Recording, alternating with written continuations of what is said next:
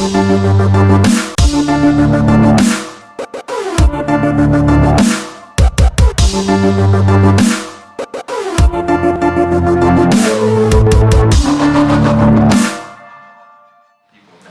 you envision then having like a Virgil that like guides individual new businesses through this process, through these levels of hell?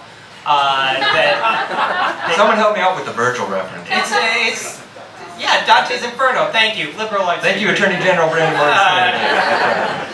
So is it somebody who, do you envision a particular, spirit animal guiding individual people through this process? And, yes. And how do you make that happen? I'm just trying to envision how the process looks differently. Is it technology based? Is it person-to-person based? Because it's a relatively small office for serving the entire state. But how do you make that better with the limited resources?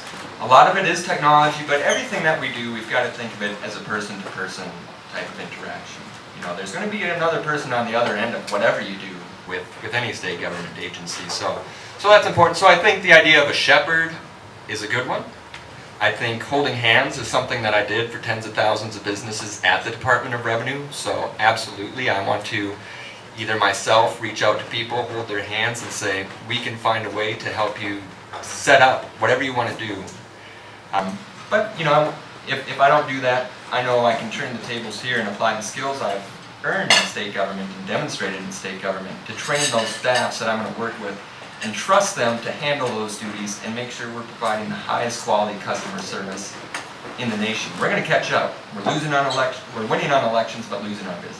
So you mentioned before that a lot of the election pieces are tied up in the legislature. How much of the business services pieces are things that are under the legislature's purview? How much leeway, I guess, do you have as a Secretary of State to change some of these things? Well, I threw out a statistic today that in state statute there's 2,065 instances of the exact phrase Secretary of State. So what is the Secretary of State doing 2,065 times? About 500 of them are elections oriented, so about a quarter, and about 700 of them are business services. But I'm not going to stand up on a bully pulpit and say, you and the legislator, you need to pass this law. That's not what I think, and not what the Constitution says the Secretary of State does.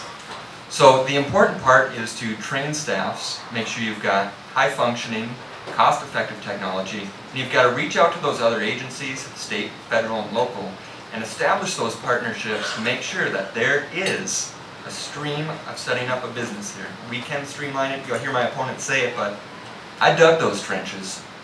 I built those, in a lot of ways I built those channels.